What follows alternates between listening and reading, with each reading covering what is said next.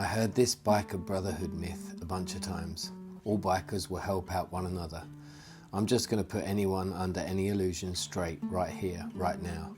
They won't. Seriously, 50% don't even nod back or wave, let alone pull over when you're stranded and broke down. If you're just getting into motorcycling, I'm sorry to disappoint. People are people. There is good, bad and ugly in all folks. However, the good ones are incredible.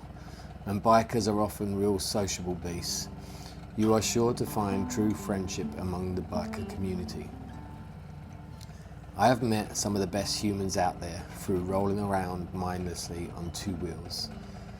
This here is a story about mainly one, and how he tried to lead a bunch of us into being more, seeing more and doing more.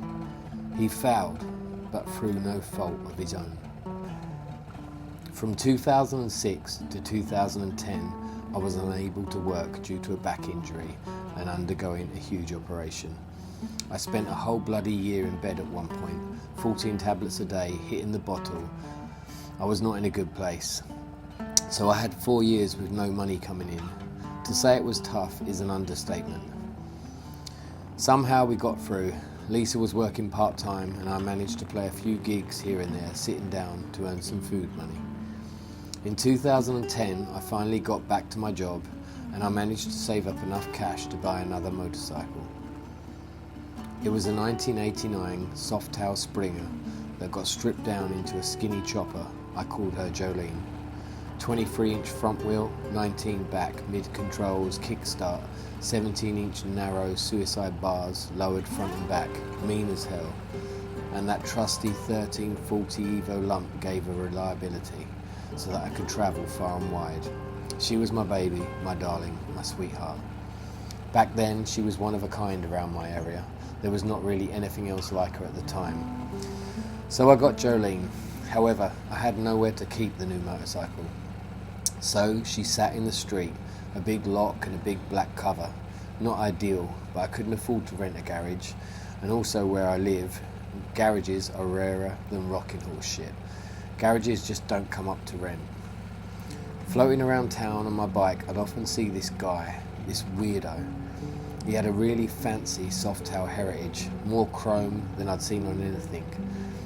He'd always be wearing these really bright Hawaiian shirts. He had speakers on the bike, and Chuck Berry would be blaring out, far too loud for the fake chrome plastic speakers to handle.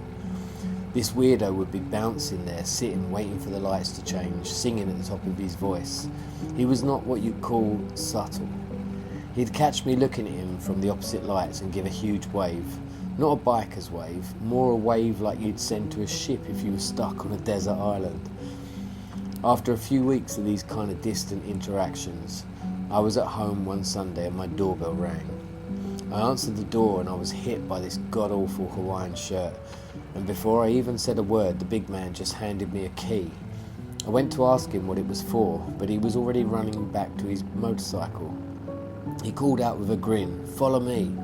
I got my boots on, jumped on my bike, and of course I followed him. I chased him left and right, and after only a few streets down from my home, he pulled up at a garage. He jumped off his bike and opened the door.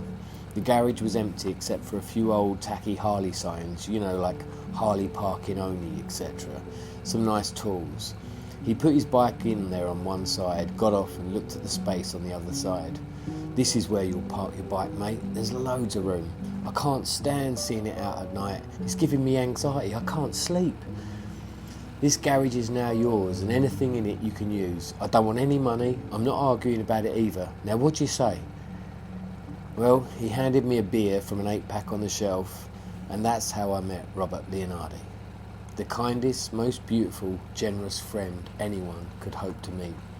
A fucking lunatic, but the best ones always are. After meeting Robbie, I met a few other guys through riding around aimlessly at night. One I'd known loosely as a child. I'd not seen him since we was 15 or so. His name was Dougal, and we got tight, and he'd always be up for a random camp out, bike trips, with just an hour's notice. We even got a Section 59 together for riding on Camber Sands Beach in the wee hours.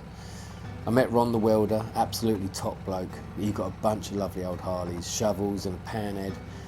My mate Jamie, H, Ed, Greg all got choppers, and even Robbie's nephew built his own Yamaha chop. Suddenly, there was a group of us hacking around, going up to Norfolk to party at Keith's farm, or tearing into London to watch a band, grab a burrito, or just for the tear up itself.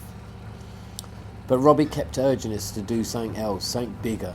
Robbie kept saying about a trip to Spain, but I never had the money. We were still bouncing back from 4 years of no work, and my holiday time was to be with my kids and Lisa, and things got in the way. Others too didn't have the funds, too many commitments, kids, work, girlfriends. Always something got in the way. Robbie eventually said he was going to go alone, and he even posted up on Facebook a picture of a map of Spain announcing he was going in the summer. Early that summer, he called me one night to ask if I was up for a ride after work, but I had band practice and I couldn't go. Just a couple of hours later, my phone rang. It was Robbie's girlfriend. I was just getting my gear ready for practice, and through her sobbing tears, she told me Robbie had been knocked off his motorcycle by a car on the way home from work. Me and the guys, including Robbie's nephew, did go to Spain for a trip a year later. It was May the 13th. We even took Robbie with us, but not how he had planned it. On a god-awful day of gale-force winds and torrential rain, we scattered his ashes in Entretat, France, at the old church on top of the cliff, the one that's overlooking the natural arch in the sea that a million years of waves have formed. I didn't want to let Robbie's passing go without a change in myself. I swore I'd never put off stuff unless I absolutely had to. I was going to act on each day. If I wanted to go away, I'd go today, not tomorrow. Not long after I gave up drink and drugs. I've never touched either since. Not one beer. Nothing except a paracetamol was past my lips. I had got as drunk as was humanly possible and as high as any kite. I wanted to clear my mind, and I said I'd give up everything for a year. But that was 8 years ago now. I've never once slipped up, nor had the inclination to do so. Me and the guys had a few great trips abroad after Robbie had passed, and some fun times. Me and Dougal spent many nights wild camping with no tents, just a sleeping bag and a fire in some lonely forest, talking about Robbie. But gradually, one by one, people stopped going on the big trips together. No money, too much work, bike broke, etc, etc, etc. Now our kids are older and have the lives of their own. Lisa has started going with me on trips.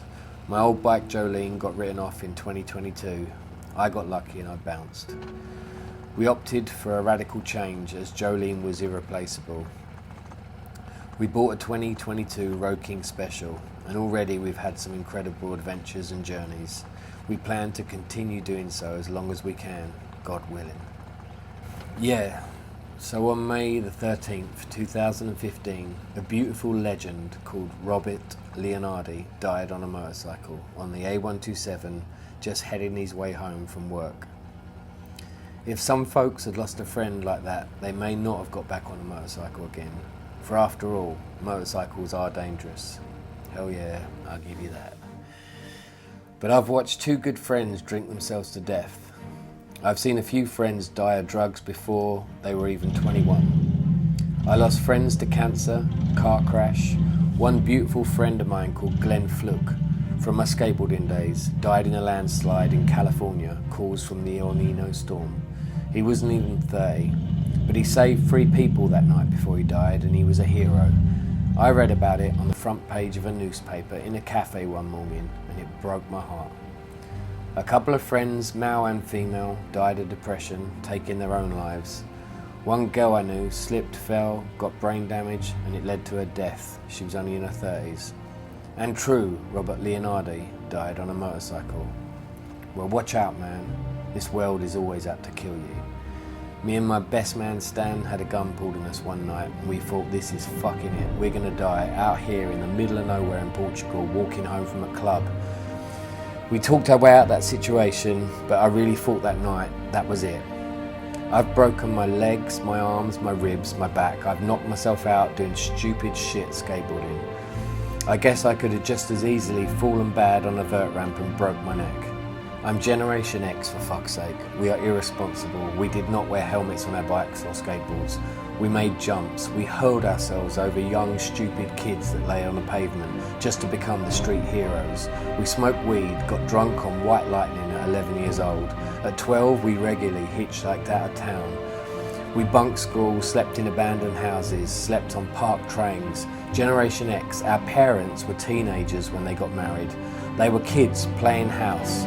Had no clue how to raise kids, but I thank them for trying. However, we are the self-taught from the school of hard knocks. So give me the keys, I'll take the bloody motorcycle and run with it. Heading out ragged, going nowhere fast, wretched, reckless and in love. Because Marlon Brando, Lee Marvin, Steve McQueen, Sonny Barger, Burt Monroe, Hopper Fonda Nicholson, Richard Gere, William Dafoe, Evil Goddamn Knievel, Elvis Presley, Tom Hardy, Mickey Rourke, Carl Stearns Clancy, Clint Eastwood, Ted Simon, Jimmy the Ace Face, Quadrophenia, Jason Jesse, Jim Goose, Jeremiah Love Cycles, Mac Schaff, Marianne fucking Faithful, and yeah, my granddad, William Stewart Schubert.